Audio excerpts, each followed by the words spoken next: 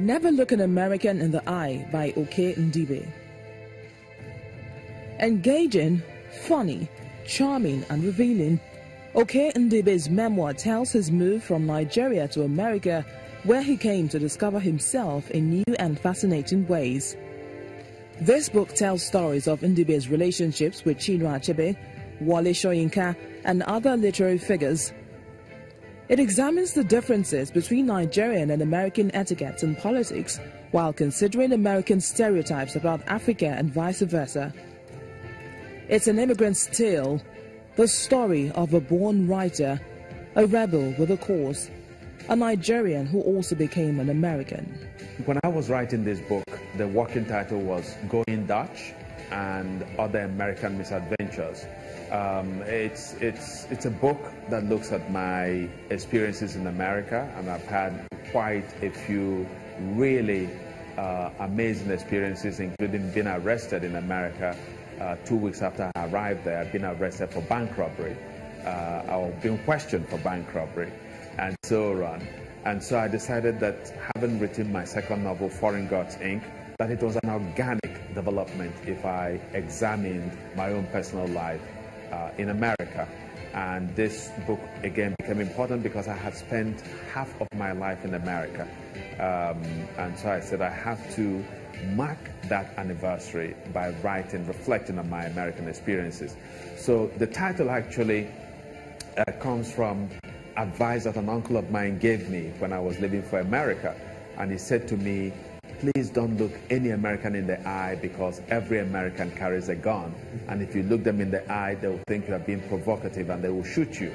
And of course, my uncle had never been to America.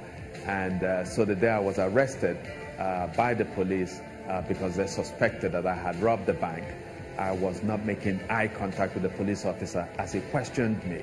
And that actually increased his suspicion of me. Making Africa Work.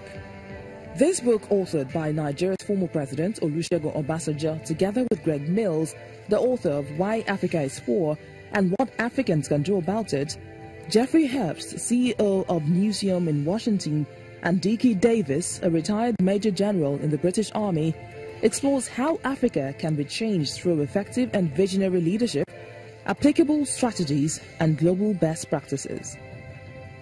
Envisaging the impending population explosion about to be experienced by Africa, the book offers ideas on how to ensure growth beyond commodities, create jobs on the continent, and get African leaders to focus on managing economic changes.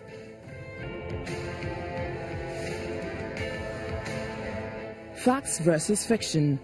The True Story of the Jonathan Years, Chibok, 2015, and the Conspiracies by Reno Omokri.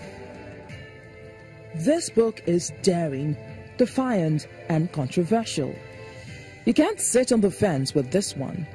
You either love it or you want to fling it. Reno Omokri, who was the spokesman of Nigeria's former president Goodluck Jonathan, narrates conspiracies surrounding the kidnapping of the Chibok girls that shook the world, the Boko Haram insurgency in Nigeria, the role of Barack Obama's government and the outcome of Nigeria's 2015 elections, and the eventual loss of the election by Goodluck Jonathan. The book made the Amazon #1 bestseller list in conspiracy theory.